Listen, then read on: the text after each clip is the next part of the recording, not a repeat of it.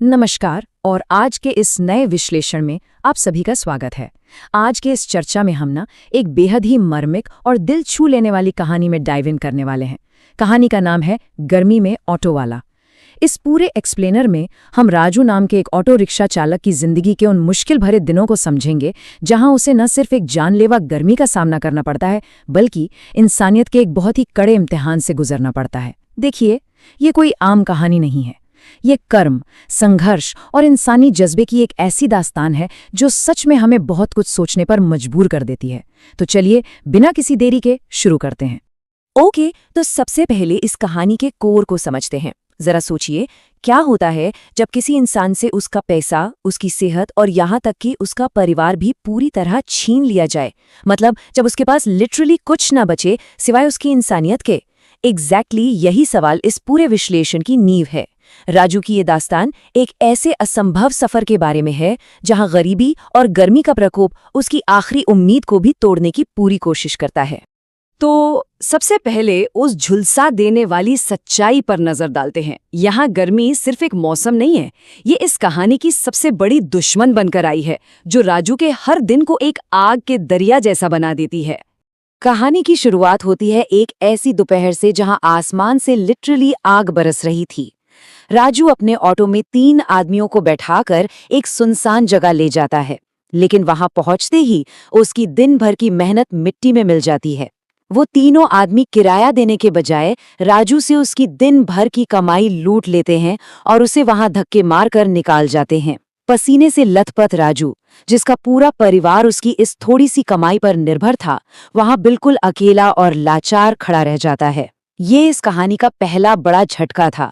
एक गरीब के पूरे दिन का संघर्ष चंद मिनटों में उससे छीन लिया गया। और अब सोचिए, जब वही टूटा हुआ थका हारा राजू अपने घर पहुंचता है तो वहां क्या होता होगा। नॉर्मल लाइफ में हमें घर पर सुकून मिलता है, राइट? पर यहाँ ऐसा नहीं है। उसका घर एक छोटा सा 3 की छत वाला कमरा है जो धूप से किसी भट्टी की तरह तप रहा है। वहां कदम रखते ही उसकी पत्नी शांति उस पर बरस पड़ती है। वो ताना मारती है, दिन भर ऑटो चलाते हो या मदरगश्ती करते हो? देखो पड़ोस वाले कितना कमा लेते हैं। लेकिन हाँ, इस गुस्से और आग के बीच उसकी छोटी सी बेटी पार्वती जरूर उसके पास ठंडा पानी लेकर आती है। पार्वती ही उसकी जिंदगी की वो अकेली छांव थी जो इस आग उगलती गर्मी में उसे थोड़ी सी ठंडक देती थी। अब आपको लग रहा होगा कि इससे बुरा और क्या ही हो सकता है। यहाँ से बदकिस्मती का एक ऐसा सिलसिला शुरू होता है जो राजू की परीक्षा को और भी ज्यादा कठिन बना देता है। और ये देखिए, ये बेहतरीन तरीके से दर्शाता है कि कैसे बदकिस्मती एक के बाद एक राजू पर हमला करती है। पहले दिन तो वो लुट ही गया था। दूसरे दिन की सुबह धूप की वजह से उसकी आंखें चौंधी आती हैं और उसका ऑटो एक बाइक से टकरा जाता है। नतीजा, उसे अपने आखिरी बचे हुए 50 रुपए उस बाइक वाले को देने पड़ते हैं। इस टक्कर में उसके ऑटो का आगे का शीशा भी पूरी तरह टूट जाता है। और बात यहीं खत्म नहीं होती। रात होते होते ऑटो का टायर पंक्चर हो जाता है और इन सबके बीच राजू को तेज बुखार और लू भी घेर लेती है। मतलब सिर्फ 2 दिन के अंदर उसकी बची खुची हर एक किरण उससे छीन ली जाती है। बिना शीशे का ऑटो, सामने से आती झुलसा देने वाली लू और घर में भूखा परिवार। इस लेवल की डेस्परेशन में राजू जो फैसला लेता है वो सच में दिल भर लाता है। वो कहता है, जल जाऊंगा पर चलूंगा। अब बिना शीशे के कोई सवारी बैठने को तैयार नहीं होती क्योंकि ऑटो सच में एक तंदूर बन चुका था। आखिर में एक आदमी 50 किलोमीटर दूर शहर के बाहर जाने के लिए तैयार होता है। राजू, जिसका पूरा शरीर दर्द से चूर था, इस बेहद कठिन सफर को तय करता है। आंखों में धूल, फटे होठ और सूखे गले के साथ वो अपनी मंजिल पर पहुंचता है और 800 रुपए कमाता है। पर थोड़ी सी भी राहत इस कहानी में है ही नहीं। इतनी कठिनाई के बाद भी जब वो रात को वापस लौट रहा होता है तो उसके ऑटो का टायर पंक्चर हो जाता है। उसे जुड़वाने में 100 रुपए और चले जाते हैं। बुखार, थकान और प्यास से कंप्लीटली बेहाल राजू जब देर रात घर पहुंचता है तो दरवाजा अंदर से बंद मिलता है। देर से आने के आरोप में शांति दरवाजा खोलती ही नहीं। मजबूरन उस तेज बुखार में तपते हुए राजू को पूरी रात उस खुले मच्छरों से भरे ऑटो में अकेले ही सोते हुए बितानी पड़ती है। अब हम उस पॉइंट पर आ गए हैं जहां एक इंसान पूरी तरह से टूट जाता है। यहाँ राजू सिर्फ शारीरिक रूप से ही नहीं बल्कि मानसिक और पारिवारिक रूप से भी बिखर जाता है। अगली सुबह होती है और राजू का बुखार और भी ज्यादा तेज हो चुका है। वो दर्द से तड़प रहा होता है, पर शांति का बर्ताव बिल्कुल नहीं बदलता। वो उस पर चिल्लाती है और काम पर जाने के लिए पुश करती है। बेटे पार्वती बहुत रोती है, मनाती है, पर गरीबी का हवाला देकर शांति राजू को ऑटो निकालने पर मजबूर कर ही देती है। तेज बुखार के कारण राजू की आंखों के आगे अंधेरा छाने लगता है और अगले ही पल एक भयानक हादसा होता है। ऑटो सड़क किनारे एक खड्डे में पलट जाता है। राजू बुरी तरह जख्मी होता है, सर से खून बह रहा है और उसका सहारा, उसका ऑटो पूरी तरह टूट जाता है। पड़ोसी उसे बेहोशी की हालत में घर लाते हैं। जब राजू को होश आता है तो वो देखता है कि बेटी पार्वती भी तेज बुखार में तप रही है। अब एक मजबूर बाप अपनी चोट और दर्द को भुलाकर पड़ोसी मोहन से दवा के लिए 200 रुपए उधार मांगता है। लेकिन बिना ऑटो के आगे कमाई कैसे होगी? जब मैकेनिक ऑटो ठीक करने के पैसे मांगता है तो राजू के पास लिटरल कुछ नहीं बचता। उसको अपनी सबसे अनमोल चीज गिरवी रखनी पड़ती है, उसकी बेटी पार्वती के पैदा होने पर बनवाई गई वो चांदी की छोटी सी अंगूठी। ये दृश्य किसी को भी अंदर तक झंझोर देने के लिए काफी है। किसी तरह ऑटो ठीक होता है और राजू कुछ दिन अच्छी कमाई करके खुशी खुशी घर आता है। लेकिन ये खुशी बस कुछ ही पल की थी। घर बिल्कुल खाली और अंधेरे में था। उसे पता चलता है कि शांति पार्वती को लेकर अपने मायके चली गई है और उसने वापस आने के लिए ये अल्टीमेटम रखा है कि जब तक पक्की छत नहीं होगी, एयर कूलर नहीं लगेगा और रोज के खाने का पक्का इंतजाम नहीं होगा, वो वापस नहीं आएगी। राजू अंदर से पूरी तरह टूट जाता है। उसने अपना सब कुछ दांव पे लगा दिया और फिर भी उसका परिवार उससे दूर हो गया। और अब आता है इस कहानी का सबसे बड़ा बलिदान, एक ऐसी स्थिति जहां राजू को अपने ज़मीर और अपनी बेटी के भविष्य के बीच एक बहुत ही इम्पॉसिबल सा चुनाव करना है। So the crucial point is, ऐसी स्थिति में कोई क्या चुने?